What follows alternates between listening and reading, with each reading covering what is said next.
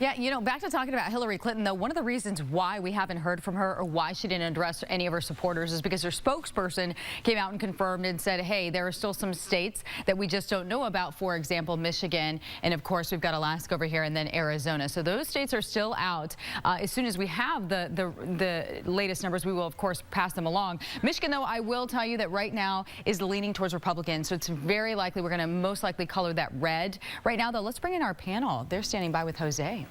Thank you, Rita. You know, there were definitely some big surprises. And joining us now, Democratic strategist Mustafa Tamiz, Republican strategist and political analyst Jackie Bally, and political analyst Dallas Jones. Again, thanks for being here. We're going to start with Wisconsin, which I know you have some thoughts on, but we want to check with Rita because she has some information on the map that we can see it right in front of us. You can see that it's red. We'll start there. I'll just go ahead and click on it. We got several electoral votes up for grabs. We'll begin with a Trump victory, hence the red. Then we've also got the fact that it's 10 electoral votes that were at stake. And let's see, one last one. Last GOP victory was Reagan back in 1984. Jose?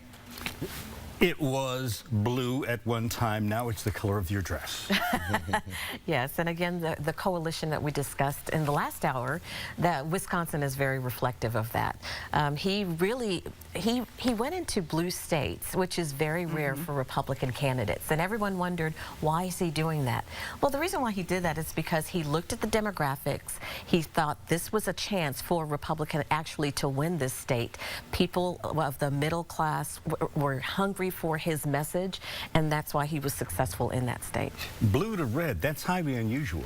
Yeah, I mean, again, it's a working class state. I think it does fit the demographic of folks that frankly were supportive of him. And I think that, you know, overall, I think pundits and polls underestimated the wave of Trump supporters that were really out there. It was clearly reflected in last night's results. This was not a squeak by win for Donald Trump. It was a resounding victory across the electoral map. And so I think it can definitely be explained that this state fit the demographic of folks that are supporting his message. Would you have thought that that would have taken place? Well, it's a Rust Belt state that Donald Trump has said that he was going to go win these states, and not a lot of people believe him. I didn't believe him, but he did. It'll be interesting to see Paul Ryan's state, where Paul Ryan's from, is what Donald Trump carried. So this relationship between Paul Ryan and Donald Trump will become more and more interesting, especially the fact that Donald Trump picked up that state. One of the states that we considered a swing state apparently did not turn out that way yesterday. We're talking about Pennsylvania. Can you show us something on Pennsylvania now, Rita? Here we go. There we go. As we wait for it, pulling it out, Trump wins, which is why it's red. Also, 20 electoral votes were at stake for this one, Jose. And not to mention the last GOP victory was Bush in 1988. We're talking about a state that most people would think is traditionally blue. That one shocked me. No, Middle America.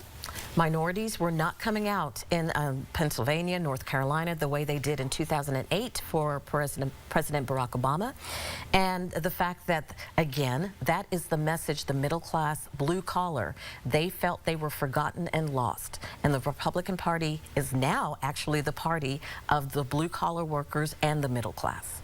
Well, it was also like what you saw in Pennsylvania and some of the eastern states, that there's been a demographic shift from the north to the south. And so many of the folks that have left in those states, we're going to see as we get the numbers later on that there has been a shrinkage of the number of people that live in those northern states, and that's going to have a significant impact on Donald Trump. I think Jackie makes a good point. In many of these states, there was an underperformance in some of the high population areas comparatively to 2012, particularly amongst minority communities. And so when you're looking at Philadelphia, for example, it underperformed where it should have to help to deliver the state for Hillary Clinton. Okay, there's another state I want to talk about, and that is North Carolina, where Trump really took it in the end, but it was kind of close. Rita, what can you tell us about that state? You know, when we talk about North Carolina, we actually want to take you back to 2012. There's a reason why. First off, we'll start with the fact that it's a Trump victory, which is why it's red again. 15 electoral votes were at stake, and also here's why I mention it, because the last GOP victory was Romney. That was in 2012. President Barack Obama campaigned heavily in North Carolina because when he was on the ballot, African Americans came out in record numbers for him.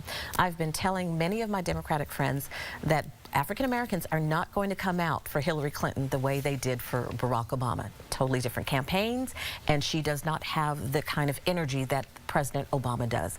This state is a very good example of that. He went into North Carolina, he campaigned heavily for her, and yet they still did not come out, and Trump won. Although President Obama carried in 2008, he lost it in 2012. So this state was a changing demographic. It is becoming more and more Democrat. Even though Donald Trump won this election, North Carolina is not the same North Carolina for Strom Thurmond. I want to get one final state, and that's Florida. What can you tell us about Florida, Rita? Well, when I say it's the swingiest of states, you probably think of Florida, and it is red this morning, and here is why. Trump victory, 29 electoral votes, and also last GOP victory was Bush in 2004. It's also important to note, Jose, many political experts, as we send it back to the big map, many political experts say Florida predicts the winner, and the winner needs Florida. We're running out of time, but did the block of Cuban-American voters in South Florida take Florida from blue to red? I don't think so. I think what we saw, Florida was a clear example of what the rest of the country was going to do. We saw that early as we saw it go back and forth, and then it really just stuck there with Donald Trump throughout the rest of the evening. And so I don't think that the Cuban vote had the impact that we thought it would in the election. I think had it done so, then that probably would have changed the color of that map. Well, their senator won people of color, won women, he is Republican, and I think Marco Rubio. Marco Rubio. So I think in combination with him and Donald Trump, everyone thought, because we saw a lot of Hispanics coming to the polls, that meant that they were voting for Hillary Clinton. As I said before, that's not the case, and that's why he won. Sorry to wrap it up, because we could talk about this for a half hour or so. But thank you so very much for coming in and being part of our panel the day after.